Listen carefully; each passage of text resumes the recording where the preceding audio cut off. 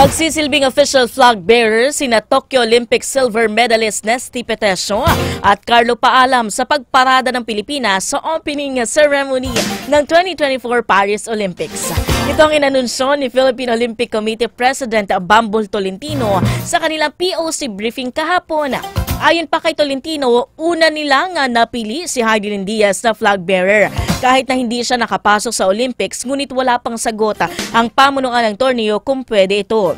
Sina Petesio at Paalam din umano ang best next choice pagkatapos ni Diaz.